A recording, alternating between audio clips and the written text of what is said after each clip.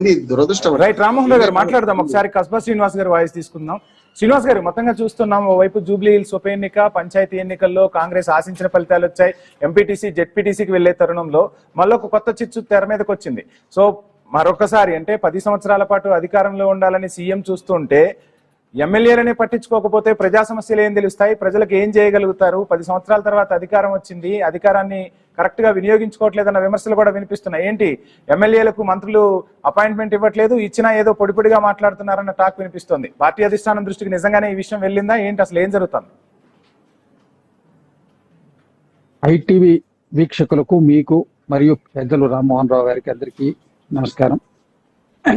ఇక్కడ ఇది ఒక మీడియా, ఇక్కడ ఏ ఎమ్మెల్యేలు అక్కడ బహిర్గతమై మాట్లాడింది అనేది లేదు. కాకపోతే మన ముఖ్యమంత్రి గారు జిల్లాలు పర్యటిస్తున్న సందర్భంలో కొన్ని ప్రాంతాల్లో ఎమ్మెల్యేలు వారి యొక్క ఇబ్బందులు, విధులకు ఉన్నటువంటి కొరతలు, ఇబ్బందుల మీద మాట్లాడింది అంతే తప్ప బహిరంగంగా ఉన్నటువంటి దాని మీద మాట్లాడలేదు. ఇప్పుడు ప్రతి పార్టీలో గ్రూప్ రాజకీయాలు ఉంటాయి.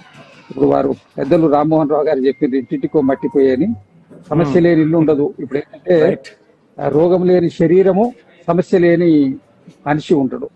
ఖచ్చితంగా ప్రతి మనిషిలో ప్రతి వాళ్లకు సమస్యలు ఉంటాయి. ప్రతి పార్టీ వ్యవస్థలో కొన్ని సమస్యలు ఉంటాయి. ఏవో సమస్యలు ఉత్పన్నమవుతుంటాయి. దానికి సంబంధించిన పార్టీ పెద్దలు, అధినాయకులు దానికి కొంత పరిష్కారం చూపిస్తుంటారు, ముందుకు పోతూ ఉంటారు. ఇది నిరంతర ప్రక్రియ. ఇదేనా ప్రత్యేకంగా ఇక్కడ వచ్చి మంత్రులు ఏదో ఇక్కడ ఎమ్మెల్యేల మీద డైరెక్ట్ కంప్లైంట్ చేయడం ఇది లేరు. పెద్దలు రామ్మోహన్ రావు గారు గొప్ప రాజకీయ విశ్లేషకులు, వారు అన్ని విషయాలు చెప్పిండ్రు. వారు ఫ్రీలాన్స్ కాబట్టి చెప్పగలిగినారు. నేను అన్ని విషయాల మీద కామెంట్ చేయలేను. మా పార్టీ పక్షాన అలాంటి ఒక ఇబ్బంది ఏం లేదు.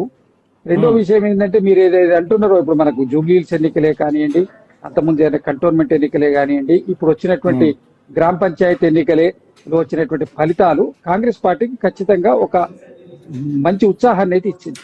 రైట్, శ్రీనివాస్ గారు, మీరు చెప్తున్నట్టుగా ప్రజల తీర్పు మీ వైపు ఉన్నప్పుడు ఇంకా బాధ్యతాయుతంగా వ్యవహరించాల్సి ఉంటుంది. అధికార పార్టీ ఎమ్మెల్యేలు, అధికార పార్టీ మంత్రులు ప్రతిపక్ష పార్టీ ఎమ్మెల్యేలకు అపాయింట్మెంట్ ఇవ్వలేదు, వారి సమస్యలను వినలేదు అంటే ఒక రివాజ్ ఉంటుంది.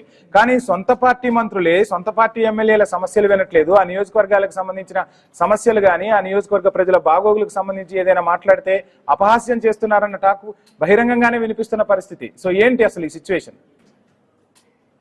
ఎవరో ఒకళ్ళిద్దరు ఎమ్మెల్యేలు అక్కడక్కడ బహిరంగంగా మీడియాలో ఎక్స్పోజ్ అయ్యిందన్నమాట, వాస్తవం అయి ఉండొచ్చు.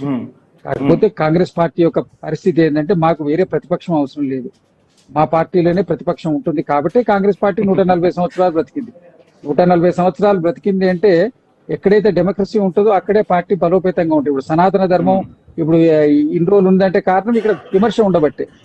అట్లనే కాంగ్రెస్ పార్టీలో కూడా విమర్శ ఉంటుంది. మన రేవంత్ రెడ్డి గారు దాన్ని కోట్ చేస్తూ మాట్లాడిన దాన్ని కూడా కాంట్రవర్సీ చేసింది. కానీ విషయం ఏంటంటే, ఎక్కడైతే విమర్శ ఉంటుందో, విమర్శ ఉన్న దగ్గర అక్కడ మీకు పారదర్శకత అనేది వచ్చే అవకాశం ఉంటుంది.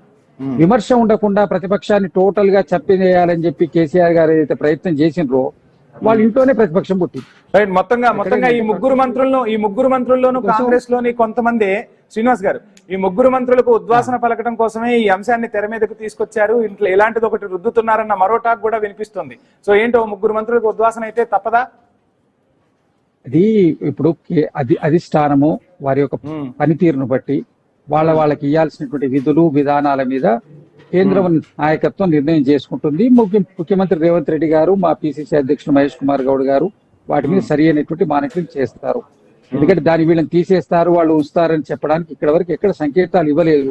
కాకపోతే షఫ్లింగ్, మార్పులు చేర్పులు, ఒక శాఖలలో మార్పులు అవి ఇవి ఉండొచ్చు. వీళ్ళని తీస్తారు, వాళ్ళని పెడతారన్న సంకేతాలు ఎక్కడ ఇవ్వలేరు. మన ఢిల్లీలో మా పిసిసి అధ్యక్షులు మహేష్ కుమార్ గౌడ్ గారు మాట్లాడుతూ మీడియాతో చేసే పిచ్చాట్ లో మంత్రివర్గంలో షఫ్లింగ్ ఉంటుంది, లేకపోతే అక్కడ కొత్త వాళ్ళని తీసుకునే ఆస్కారం ఉంది అన్నటువంటి అంశాన్ని వాళ్ళు వ్యక్తపరిచిండ్రు. దాని మీద మొదలైనటువంటి స్పెక్యులేషన్స్ ఇవన్నీ. అంతే తప్ప అక్కడ ప్రత్యేకంగా వీళ్ళని తీస్తారని కానీ వాళ్ళని ఉంచుతారని కానీ, పలాని ఎమ్మెల్యేలు పోతే పలాని మంత్రులు పట్టించుకోవాలనేది కానీ బహిరంగంగా వచ్చినటువంటి విమర్శలు అయితే ఏమి లేవు. అంతర్గతంగా ఏవో అసంతృప్తులు, మాట్లాడుకోవడాలు, ఇబ్బందులు అనేవి ఉంటాయి, ప్రతి వ్యవస్థలో ఉంటాయి. అవి కేసీఆర్ గారు అయితే ఏ మంత్రిని కలవలేదు కదండి, మంత్రులనే అపాయింట్మెంట్ లేక వెనక్కి వచ్చింది కదా. మరి ఆ పరిస్థితి నుంచి ఇక్కడ మంత్రులు కలవలేదనే సమస్య లేదు, ఏ మంత్రులు ఎప్పుడైనా కలుస్తారు. సమస్యలు అంటే వాళ్ళు అడిగినటువంటి సమస్యలు ఆర్థిక పరమైనటువంటివి, వాటి మీకు లింక్ అయి ఉన్నట్టు అయితే బడ్జెట్ లేక ఇబ్బందులు ఉండి ఏమైనా చెప్తే వాళ్ళు అసంతృప్తి బడ్జెట్ లేకనా వాటాల పంపకంలో తేడాలు వచ్చాయి ఏంటి? వాటాల పంపకాలు అనేవి ఎక్కడండి? బడ్జెట్ లేనప్పుడు వాటాలు ఎక్కడి నుంచి ఉంటాయండి? మీరు బడ్జెట్ చేస్తున్న పనుల్లోనే నా వాటా నాకు రావాల్సిందే, నా నియోజకవర్గంలో పనిచేసినప్పుడు నా టాక్ కూడా వినిపిస్తోంది కదా. ఇప్పుడు ఆ నియోజకవర్గానికి ఫండ్స్ కావాలని ప్రతి శాసనసభ్యుడు, ఆ జిల్లాకు సంబంధించిన మంత్రి వాళ్ళు పట్టుబడతారు. సహజంగా వాళ్ళకు ఉండేటువంటి బాధ్యత, అది హక్కు. అంతేగాని ఇప్పుడు 2 సంవత్సరాల కింద బిల్లులే వస్తలేవని బాధపడుతున్న సందర్భంలో వాటాల కోసం పంచాయతీ పడేది లేదు. కాంగ్రెస్ అలాంటి అవినీతిని గాని అలాంటి చర్యలను గాని ఎంకరేజ్ చేయదు. అది ప్రాంతీయ పార్టీలు. శ్రీనివాసరావు గారు మళ్ళీ టైం ఇస్తాను. రామ్మోహన్ రావు గారు, ఇందాక మనం మాట్లాడుకున్నట్టుగా సో నియోజకవర్గాలు ఎక్కడికక్కడ అంటే నియోజకవర్గానికి ఒక మంత్రి లాగా తయారైన పరిస్థితి, ఎవరికి వాళ్ళు బౌండరీలు సెట్ చేసుకుంటున్నారు. సో వాటాల పంపకాల విషయంలో మనం చూసాం, ఇందాక మనం మాట్లాడుకున్న అంశం తెర మీదకి వచ్చినప్పుడు మేడారంకి సంబంధించి 3 మంత్రులకు సంబంధించి కూడా అందరికీ బహిరంగంగానే జరిగిన చర్చ.